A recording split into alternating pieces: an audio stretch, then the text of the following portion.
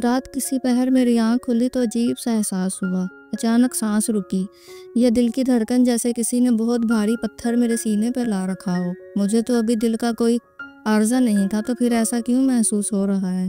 شاید بہت دیر سے بائیں جانب کروٹ لیے سوتا رہا ہوں۔ اب مجھے کروٹ بدلنی چاہیے۔ ویسے بھی کروٹ نہ بدلنے کی وجہ بھی تو نہیں رہی۔ ایک بار پھر میرا دل اچھل کر حلق میں آ گیا۔ ارے میں ایسا سوچ بھی کیسے سکتا ہوں؟ میں نے خود کو جھڑکا۔ نہیں رہی، نہیں، ایسا نہیں ہو سکتا، ایسے کیسے جا سکتی ہے؟ مانا میں نے کبھی اس کا ہاتھ تھام کر ساتھ جینے مرنے کی قسمیں نہیں کھائیں، مگر کیا ہم مشرقی لوگ شادی کرتے وقت غیر ارادی طور پر اپنے دلوں میں ایسے ہی عہد و پیمان نہیں کر لیتے؟ کسی کے سمجھائے بغیر، ایک دوسرے کو ٹھیک سے جانے پہچانے بغیر ہی ہمیں ایک دوسرے سے محبت ہو جاتی ہے۔ ایسا میں نہیں، میری مرحوم اماں بھی کہا کرتی تھیں۔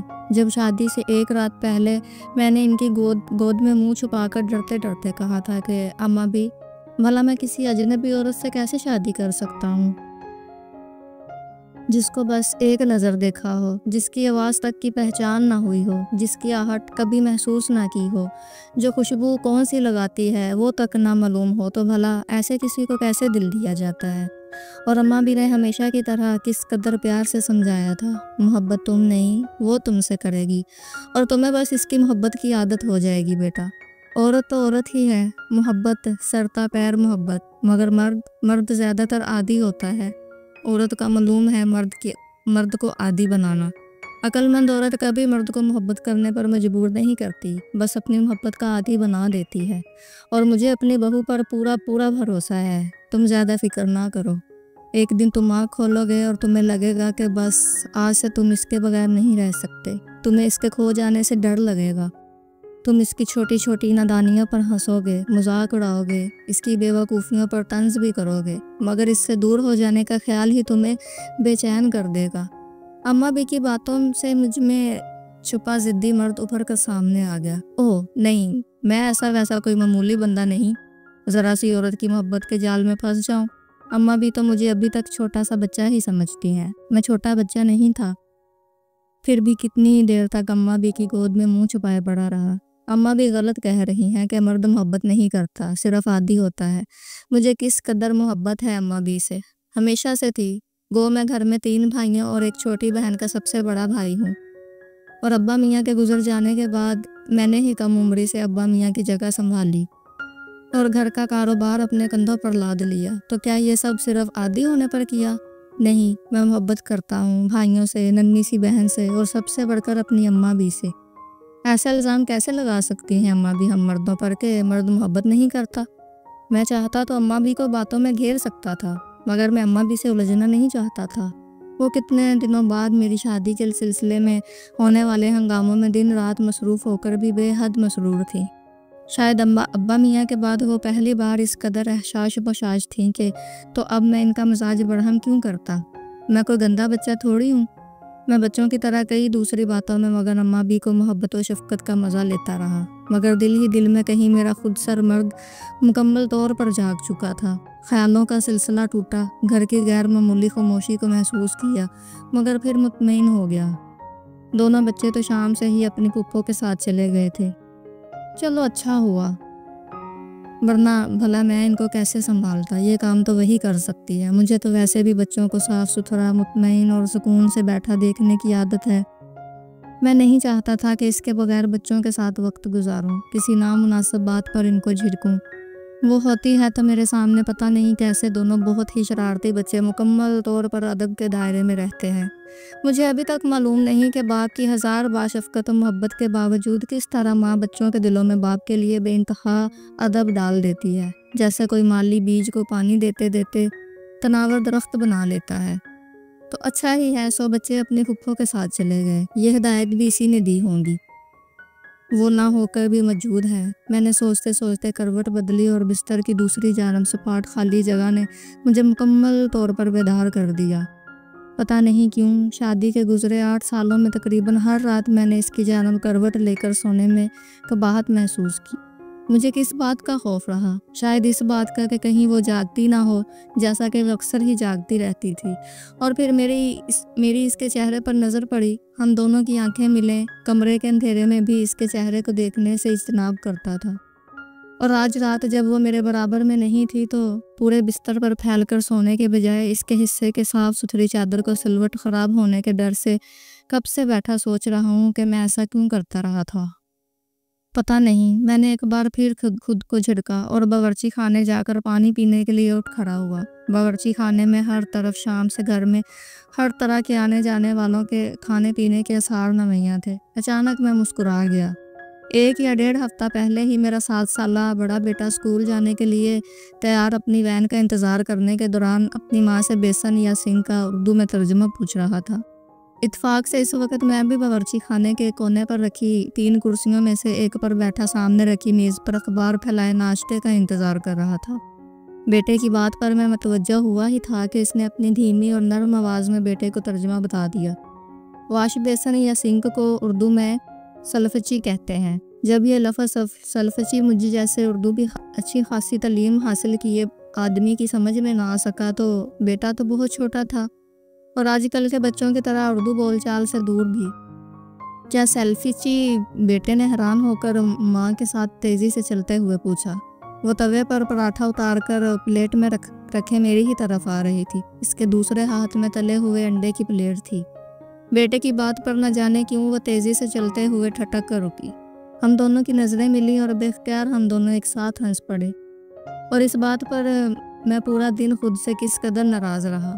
بھلا مجھے ایسے ذرا سی بات پر اس کے ہنسنے کا ساتھ دینے کی کیا ضرورت تھی؟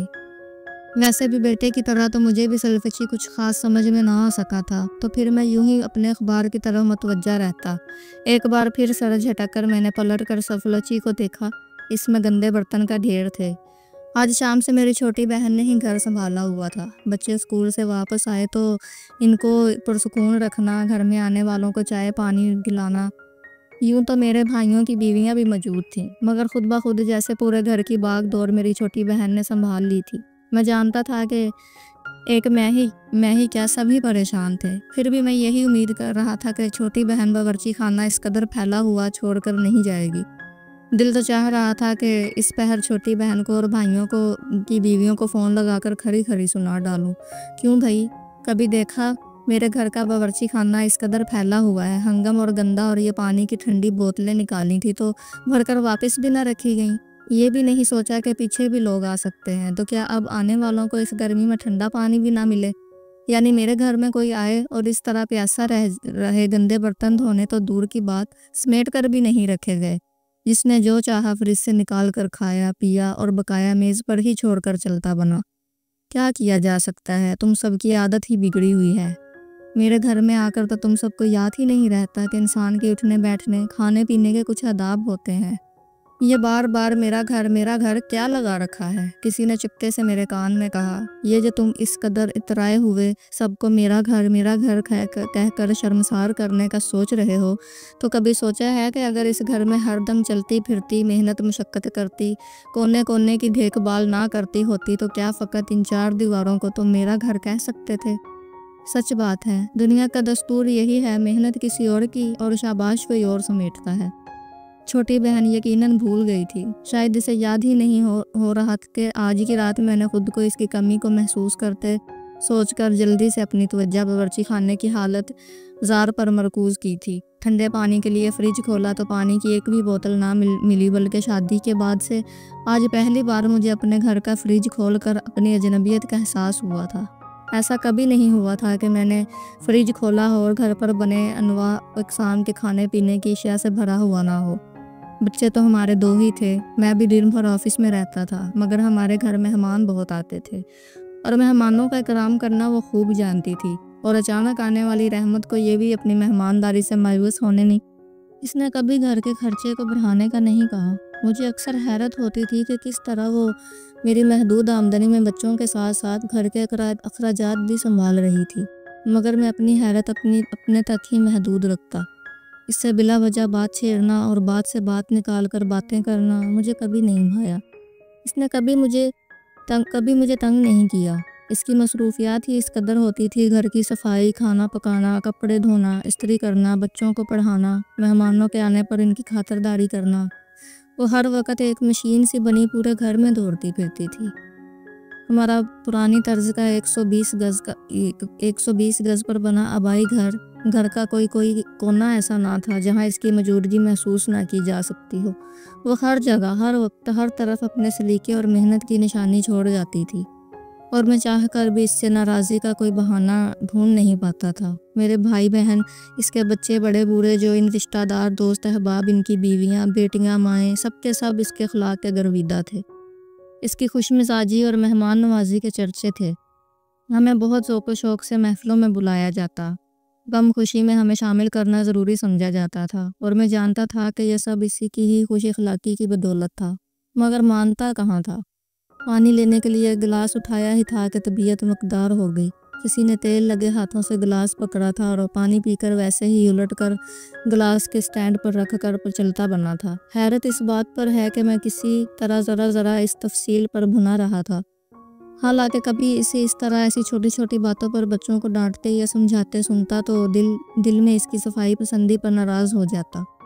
میں نے دوسرا نسبتاً صاف گلاس نکال کر سلفچی کے نلکے سے پانی لے کر پیا، اور ایک عجیب سی اداسی محسوس کرتا پورے گھر میں اکیلا دیوانوں کی طرح گھوم پھر کر اپنے کمرے میں واپس آ گیا۔ میں جذباتی انسان کبھی نہیں رہا، بس اپنے آپ کو دوسروں کے سامنے کھولنا پسند نہیں کرتا تھا۔ حالانکہ میں نے بھی کسی کے ساتھ کوئی زیادتی یا دل دکھانے کی بات نہیں کی، پھر بھی اکثر لوگ مجھے مغرور سمجھتے تھے اور مجھ سے بات کرنے سے کتراتے تھے۔ جب سے وہ میری زندگی میں آئی تھی، سب نے مجھ سے بات کرنے کا ذریعہ اسے بنا لیا تھا، اور اب کیونکہ وہ نہیں تھی، لہٰذا گھر پر آئے ہوئے میں سے کسی بھی جاتے ہوئے نے مجھے بتایا تک نہیں تھا۔ شاید وہ سب کمرے میں سوتا ہوا سمجھے ہوں اور نیند خراب کرنے کے ڈر سے ہی مجھے نہ بتایا ہو۔ چھوٹی بہن کا بچوں کو لے کر جانے کا اپنے موبائل پر چھوٹی بہن کے میسج سے پتہ چلا تھا، تو اب کیا کروں؟ کاش چھوٹی بہن جاتے جاتے 2-4 منٹ مجھ سے بات کر لیتی۔ مجھے کسی کے سامنے تو اقرار کرنا ہی ہے، کسی کو تو بتانا ہی ہے کہ میں اس کے بغیر بہت اداس ہوں، اور اس کے بغیر بالکل ادھورا سا لگ رہا ہوں، اور میں اس کے بغیر بالکل نہیں رہ سکتا۔ گھڑی صبح کے 4 بجا رہی تھی، یعنی میں تقریباً پوری رات ہی اسے یاد کرتے گزار چکا ہوں، اور اس بات سے ہی ڈر رہا ہوں کہ کہیں وہ ہمیشہ کے لیے ہی نہ کھو جائے۔ دل پھر مچلا۔ میں نے کچھ سوچے سمجھے بنا فون اٹھایا اور اسے میسج کیا، کیسی طبیعت ہے؟ حالانکہ اتنا تو مجھے معلوم ہی تھا کہ ایمرجنسی میں فون لے جانے کی اجازت نہیں، لہٰذا اندر فون بند ہی رکھنا پڑتا ہے۔ چند سیکنڈ میں ہی جواب آ گیا، نماز کے لیے اٹھے ہیں؟ لاف تو کیا میسج ملنے پر خوشی اپنی جگہ، مگر اس کے معمول کے میسج پر میں اور بگڑ گیا۔ کیا کہا ڈاکٹر نے؟ میں نے بھی جیسے اس کے طریقے پر ہی چلنا چاہا۔ صبح 7 بجے تک رپورٹس آئیں گی تو ہی بتائیں گے، آپ کچھ کھا لیں پلیز۔ کھانے کا تو ایسے کہہ رہی ہے جیسے میری ہی پرواہ ہو، خود وہاں ایمرجنسی میں آرام سے ہے اور میں یہاں اکیلا اور بھوکا بھی۔ اس کے جانے سے پہلے کھانا لگانے کا ہی کہہ دیتا۔ میں بھی تو اس قدر جذباتی ہو گیا فضول میں، مجھے شدید غصہ آنے لگا، اور میں تو اسی پر جو میرے بچپن کا دوست تھا اور میرے گھر اس کا آنا جانا گھر کے ایک فرد کی طرح تھا، مجھے کیا معلوم تھا کہ وہ اس طرح مجھے استعمال کرے گا۔ آج تک مجھے بے بسی کا ایسا احساس نہ ہوا تھا جیسا اب ہو رہا تھا۔ اب کسی طرح کیسے اظہار کروں، وہ پتہ نہیں کب تک رہے، اور یہاں تو ایک رات گزارنی مشکل ہو گئی ہے، تو کیا کروں؟ اپنے آپ کو کمزور دکھا دوں؟ یہ بتا دوں کہ میں تو بس اپنی بیوی کے بغیر ہی نہیں رہ سکتا؟ کس قدر مذاق اڑائیں گے سب۔ جیسے ہی صبح کی سفیدی نمودار ہوئی، میں تیار ہو گیا۔ اس کے جاتے ہوئے میں نے یہی ظاہر کیا تھا کہ وہ جاتی ہے تو جائے، میرے معمول میں ذرا بھی فرق نہیں پڑے گا۔ میں نے آفس سے چھٹی تک نہیں کی تھی، اور جب وہ جا رہی تھی تو میری طرف اس نے کئی بار دیکھا تھا۔ وہ اچھی طرح سمجھ گئی تھی کہ صبح میری اس سے ہونے والی ہلکی سی جھڑپ کے نتیجے میں اسے توصیف کے ساتھ بھیجا جا رہا ہے۔ اس نے مجھے آفس فون کر کے بات ختم کرنی چاہی تھی، مگر میں ضد پر اترا ہوا تھا۔ آخر جب کچھ نہ بن پڑا تو وہ بول پڑی، آپ ہی بتائیں، میرا تو مائکہ بھی نہیں ہے کہ میں کچھ دنوں کے لیے بچوں کو لے کر وہاں چلی جاؤں۔ کیا آپ کا غصہ کچھ کم ہو سکے؟ اور جب وہ قدرت کے پیدا کردہ موقع پر واقع جا تو رہی تھی تو میں دونوں ہاتھ سینے پہ باندھے ایک ضدی بچے کی طرح فاتحانہ انداز میں دروازے پر کھڑا بس اسے جاتے دیکھ رہا تھا۔ اور دل میں عہد کر چکا تھا کہ میں اس کی غیر موجودگی میں مزے کروں گا، لیکن اب مجھے واقعی مزہ آ گیا تھا۔ تمام بھائیوں اور چھوٹی بہن کو میری اس سے انبن کا پتہ چل گیا تھا، اور وہ سب کے سب اس کے جاتے ہی میرے گھر آ کر بھی بس ادھر ادھر بیٹھ کر کھا پی کر چلے گئے، کیونکہ بات تو مجھ سے کرنے کے لیے کسی کی ہمت نہ تھی۔ تیار ہو کر میں نے چھوٹی بہن کو فون کر دیا کہ وہ بچوں کو اسکول نہ بھیجے، اور پھر سوچ بچار کر کے ان سب کو بھی جان میں جان آ جائے یہ بھی لکھ ڈالا کہ اب بچوں کی ماں ہی واپس آ کر اسکول بھیجے گی۔ یوں تو میری لاڈلی چھوٹی بہن شادی شدہ 2 بچوں کی ماں تھی، مگر اپنے بچوں کے لیے میں تو کسی کو پریشان کرنا نہیں چاہتا تھا، اور کہیں کہیں مجھے اپنی بہن پر بھروسہ یا اعتبار کی کمی بھی محسوس ہوتی تھی۔ مجھے اس کا اپنے بچوں کے لیے بہت حساس ہونا پسند تھا، اور میں خود بھی اس کے رنگ میں رنگ چکا تھا۔ یہ میرے بچے ہیں اور ہماری ذمہ داری ہے۔ میں آفس کی تیاری کر کے نکلا، مگر میرا رخ اسپتال کی طرف ہو گیا۔ بہت سمجھایا، خود کو بہت منایا، ایسی کمزوری ساری عمر کا روگ بن جایا کرتی ہے۔ اب ہمت کر کے ایک فیصلہ کیا، ضد ہے تو نبھاؤں گا، مگر نہ بھئی، دل نے تو سینے میں اس قدر دھوم دھام مچائی کہ مردانگی، ضد، خود سری سب دھری کی دھری رہ گئی۔ ہسپتال کے ایمرجنسی وارڈ کے باہر توصیف ٹہلتا نظر آ گیا، اور میرا غصے سے پارا ایک بار پھر اوپر پہنچ گیا۔ ہاں بھئی، کیا پروگریس ہے؟ کب تک رہو گے یہاں؟ میں نے تنک کر پوچھا تو توصیف تو مجھے دیکھ کر میرے گلے لگا تھا، جھٹکا کر پیچھے ہٹ گیا۔ ابے تو ایسے کہہ رہا ہے جیسے کب سے بھائی کو میں نے روک رکھا ہوا ہو۔ توصیف ہمیشہ سے میرے دل کی بات کو فوراً سمجھ جایا کرتا تھا، اور اس کی عادت تھی بغیر لیپا پوتی کے میرے منہ پر جواب مار دیتا تھا، لہٰذا میں پہلے گڑبڑایا، پھر شیر ہونے میں عافیت سمجھی۔ ہمیشہ سے احسان فراموش ہے نا، ماننا تو تجھے ہے نہیں۔ مجھ سے جواب نہ بن پڑا تو تلملا گیا، اور توصیف کو چھوڑ کر ایمرجنسی میں جانے کے لیے بڑھا۔ ابے ٹھہر جا میرے تیر کمان، کمرے میں شفٹ کر دیا ہے، تجھے بتا نہیں سکے تھے اسی لیے میں یہاں کھڑا تھا۔ ایسی شاندار جوڑی ہے تیری، سبحان اللہ، کہ مجھے بھابھی نے صبح 5 بجے سے ہی کہہ دیا تھا کہ تو آتا ہوگا۔ اب چل جنرل وارڈ میں۔ میں نے پلٹ کر توصیف کو گھورا تو وہ کھلکھلا کر ہنس پڑا۔ ابے چل نا، مجھ سے بھی چھپائے گا کیا؟ بیٹا، امی نے تو رات میں ہی کہہ دیا تھا کہ ناحق بھائی کو تکلیف دی۔ امی کے ساتھ رات میں رکنے کے لیے میری دونوں بہنیں بھی تو ہیں، پر تو اس وقت اس قدر باضد تھا کہ ہم بھابھی کو لے آئے۔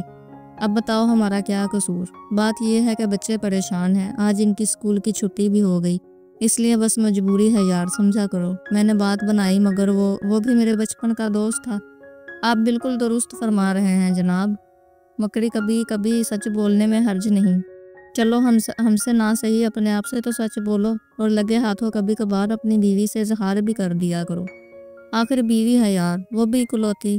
دیکھو نا، تم نے زبردستی بھابھی مطلب اپنی بیوی کو میری امی کے اسپتال جانے کا سن کر روانہ کر دیا، اور حکم بھی صادر کر دیا کہ جب تک امی ٹھیک ہو کر گھر نہیں چلی جاتی وہ امی کے ساتھ ہی رہیں۔ ناراضی نہ چاکی نہ تو ہوتی رہتی ہے میاں بیوی میں، مگر ایسے کوئی تھوڑی نہ کرتا ہے۔ خیر، اچھا ہوا کہ تمہارا موڈ رات بھر میں ہی ٹھیک ہو گیا۔ اب بھابھی کو لے کر جاؤ، اگر تم نہیں بھی آتے تو میں خود چھوڑ آتا ان کو، اور آج کا دن صرف ان کے ساتھ گزارو۔ بچے چھوٹی بہن کے پاس رہنے دو، رات میں جا کر لے آنا، سمجھے؟ اتنی اچھی سمجھدار بھابھی ہیں ہماری، قدر کرو میرے بھائی۔ اور امی الحمدللہ بالکل ٹھیک ہیں، ہو سکتا ہے کل تک ان کو ڈسچارج بھی کر دیں۔ تمہارا اور بھابھی کا شکریہ کہ انہوں نے اس مشکل وقت میں ساتھ دیا۔ بار بار میرے ذہن میں اماں بھی مرحوم کی ایک ہی بات بازگشت کر رہی تھی، مرد محبت نہیں کرتا، عادی ہوتا ہے۔ میں نے سر جھٹک کر اماں بھی مرحوم کی بات کا جواب دیا، نہیں اماں بھی، مجھے اس کی عادت نہیں، اس سے محبت ہو گئی ہے۔ وہ توصیف میرے بچپن کا دوست تھا، مگر آج سے پہلے وہ کبھی مجھے اتنا پیارا کبھی نہیں لگا۔